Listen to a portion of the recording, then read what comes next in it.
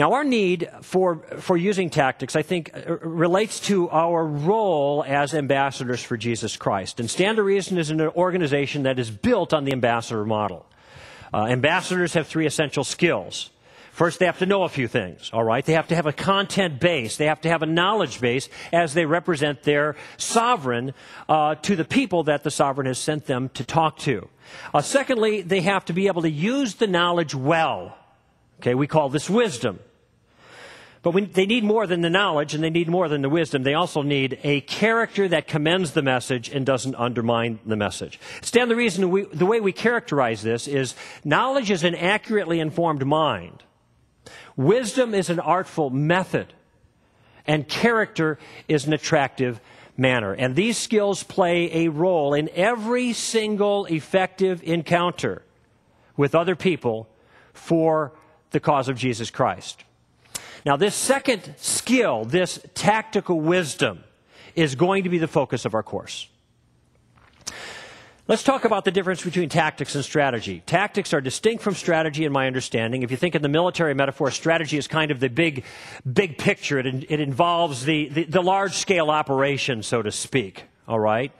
And the way I use the concept of strategy with regards to Christianity is I think of the tremendous resources of knowledge that we have available to us as Christians to defend the Christian faith. We've got all of this stuff out there.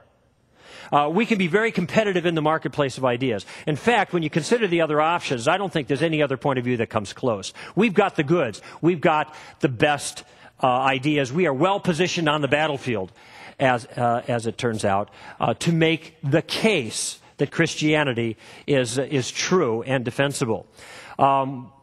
We can answer life's most important questions better than anybody else. Tactics, by contrast, where strategy is the big picture, tactics focuses on the smaller picture, the individual interaction, the arranging of your resources, as it were, that kind of hand-to-hand combat, the deploying of those assets, that kind of thing. They will help you in individual maneuvering through conversations. Tactics are helpful for a couple of reasons. For one, they allow you to use your knowledge in creative ways. They allow you to choreograph your interaction with other people. They help you in style in how you talk to different people. If you have good tactics, they can guide you very effectively in good conversations through sound reasoning and clear thinking, and hopefully to exploit somebody else's bad thinking and help them to see where they've gone wrong. And if you notice, by the way, when you think of military stuff, sometimes a clever commander can outmaneuver a superior force by using better tactics. Now, here's the warning. Tactics are not tricks. They are not ruses. They are not slick ways to tie the non-Christian into pretzels and to make them look bad so you get a notch in your spiritual belt.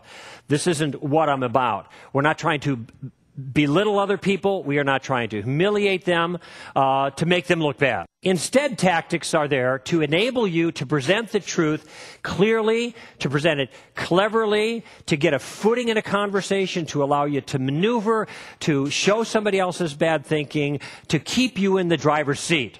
And sometimes, if you use your tactics well, you can even stop a challenger in his tracks.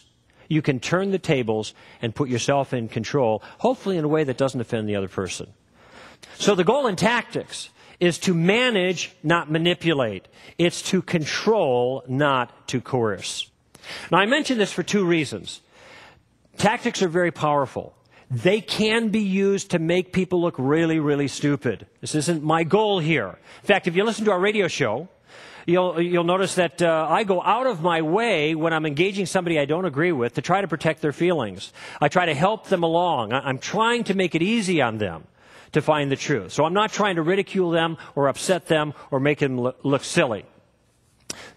There's a second reason, however, and that second reason is that when I give my illustrations, as I just did about the witch in Wisconsin, I sometimes take a longer conversation and I compact it into a shorter one.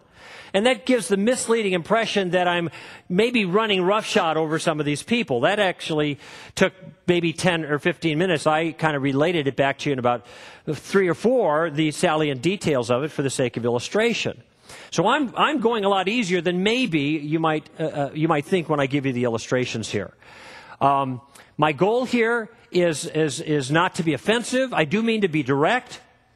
I do mean to be focused. I do mean to be challenging. I do not mean to be abusive or alarming. My goal is just simply find clever ways to refute another person's bad thinking, help them to see where they've gone wrong, for the purpose of guiding that person to the truth. Now, in order to employ tactics, you have to pay attention. You have to give some mental attention to your conversation. This approach really resembles more like one-on-one basketball than it does playing a game of chess. You're engaged with people. You're talking, and hopefully you're listening a lot as well. It requires just as much careful listening as it does shrewd response.